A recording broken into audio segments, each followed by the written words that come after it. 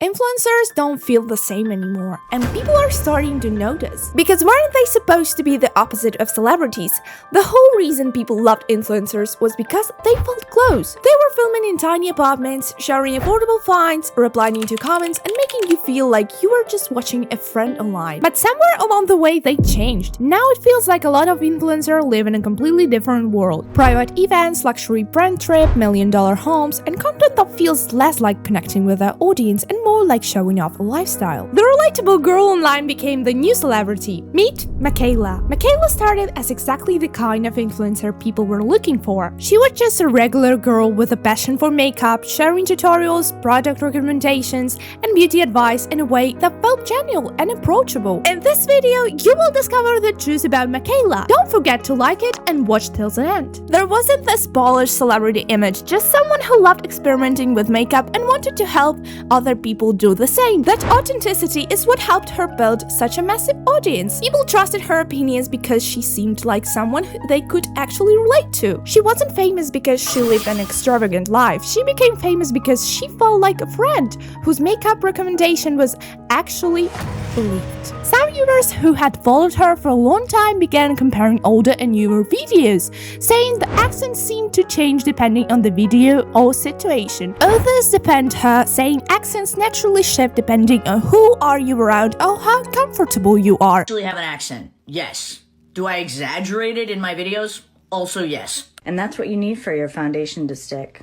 Next, Milk Hydro Grip Primer. This stuff is the bomb. Whether you think it was intentional or not, it became one of the first viral debates about authenticity, and from that point on, people started analyzing everything she did. One thing people also started noticing was the way she talked about skincare. It felt like every new product was suddenly the one that had completely saved her skin. One week it was this serum, then it was another moisturizer, then another treatment that she couldn't live without. And after a while, viewers started asking, wait, if every product is your holy grail, then what actually works? The thing about my skin, it is no stranger to acne. This was my skin the last few weeks, and this is it now. Oh, so now we're recycling old acne photos to sell a skincare product that you weren't using at the time that the photo was taken? Great. This ad, posted in June, she said was the sole reason why her acne has gotten better.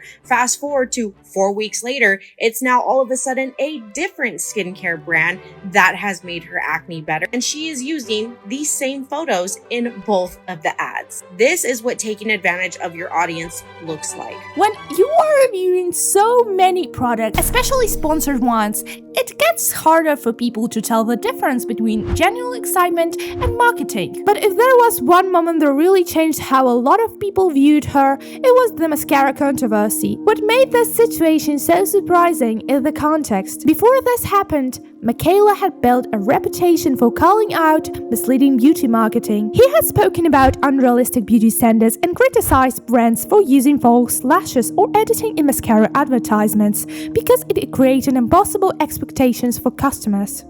This literally just changed my life. It's this L'Oreal telescopic lift. Look at the wand. Okay, so basically I'm taking the curved side and I'm going root to tip and I'm starting to coat the lashes. And then once you've done that, you flip the brush to the side and you use the hook comb to basically separate. This is one coat. Okay, I'm gonna add a second. Look at the length. Do you see that? I am speechless. And I'm not sure anyone's gonna ever be able to compete with this. So when she posted the sponsored mascara review that viewers believed showed false lashes or lash asserts, the backlash was immediate. People compared frames, zoom in on the video, and argue about the dramatic before and after result couldn't be explained by mascara only. Whether people agreed with those claims or not, the criticism wasn't just about one product, it was about consistency. Then there was the makeup room situation, and honestly, it became another moment where people started asking if she had become disconnected from her audience. Michaela shared that she wanted to completely redo her beauty room because it wasn't inspiring her creativity anymore. That on its own isn't unusual. Lots of creators renovate their room studios after years of filming in the same space. But what caught people's attention was how much makeup she appeared to be getting rid of. Shelves and shelves of product that many people could only dream of owning were being cleared out to make room for something new. Online, people questioned whether it was wasteful, especially considering that so many of those products had been sent by brands or were still usable. Others argued that creators regularly declutter and that viewers were only seeing a small part of the process. Either way, it sparked another debate about overconsumption in the beauty influencer world. Around the same time, people also started paying more attention to her lifestyle. Luxury handbags, designer shopping, expensive clothing, high-end vacations. It all became a regular part of her content. Again, there's nothing inherently wrong with spending money you have earned. She built an incredibly successful career, but for some viewers, it felt like another step away from the creator they originally followed. The person who once seemed like an everyday makeup lover now appeared to be living a lifestyle that most of her audience couldn't relate to. And because her brand had been built on feeling approachable, those luxury purchases became a talking point in themselves. And then came the comment that probably did more damage to her public image than she expected. During a discussion about her career, Michaela said that being an influencer isn't as easy as people think and made comments that many viewers interpretate as suggesting it could be harder than working a traditional 9-to-5 job. You know, I'm feeling like a asshole today, so I'm gonna clap back at people because I'm tired. I'm so tired. Every single day, I get up at 6 a.m. I spend about 5 to 6 hours filming video content that ranges from 3 to 4 videos, and I spend a few hours editing that video content. Then I have to work on my other social media profiles, whatever it may be, Instagram, whatever. It's marketing. Then I'm in meetings from 12 to 5. I literally just finished working. It's 5:19. Try being an influencer for a day. Try it. Because the people who say it's easy, try it for a day. It is not for everybody. In fact, it's for a very small handful of people who can actually do this job. The internet did not take that well. Her comments spread everyone and thousands of people pushed back. A lot of viewers felt that comparing content creation to jobs that involved long shifts, physical labor, customer service, healthcare, or all the demanding professions came across as incredibly out of touch. Now, to be fair, creating content is a work. Filming, editing, negotiation, brand deals, managing a business, and dealing with constant public attention can be genuinely stressful. But for many people, that wasn't really the point. The criticism was about perspective. At a time when so many people were juggling multiple jobs, struggling with rising living costs, or working exhausting hours just to pay their bills, hearing a multi-millionaire influencer talk about how difficult influencing is struck a nerve. But probably one of the biggest moments that changed how people viewed Michaela wasn't even about makeup. It was about a small business called Illusion Bronze. According to the business owner, Michaela said she would review the product. He claimed he prepared for the possibility of a huge increase in orders and even spent around $10,000 on inventory because he expected the attention her audience could bring. But the review never happened, and after months of waiting, the situation became public. The owner posted a TikTok explaining his side, saying he felt like he had trusted a promise from someone who was a massive platform and that he had negatively affected his business. This video went viral and brought millions of views to the conversation. Michaela's lies have cost me $10,000. Yes,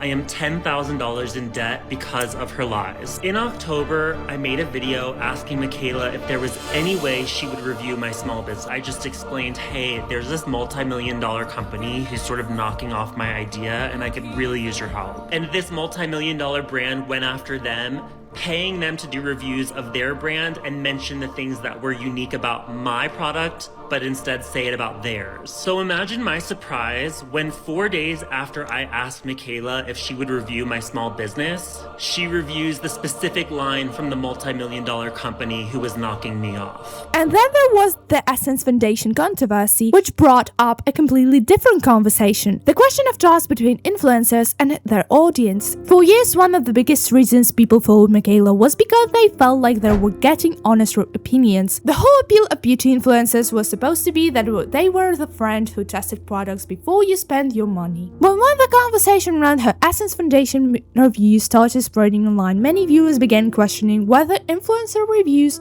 could ever truly be separated from brand relationships and sponsorships. The reason this moment stood out was because Michaela had previously talked about the honesty in beauty reviews and had criticized misleading advertising practice in the industry. So when viewers felt like a product review didn't match their own experience with the product, some people felt disappointed and accused her of not being as transparent as they expected. And this is where the conversation became bigger than just in one foundation. Because the beauty industry has always had this complicated relationship with influencers. Brands need creators to promote products. Creators make money from those partnerships, and audiences want to believe that the recommendation is still genuine. But when a creator becomes a major business themselves, people start wondering, where does a personal opinion and marketing begin? A lot of her critics say this controversy made them rethink how much they trust online reviews in general. Meanwhile, supporters argued that makeup can look completely different depending on skin type, lightening, application technique, and personal preference. But regardless of which side people were on, this became another moment that changed the way some viewers looked at influencer culture. What do you think about Michaela's situation? Don't forget to like and comment this video. Thank you for watching. See you in the next one.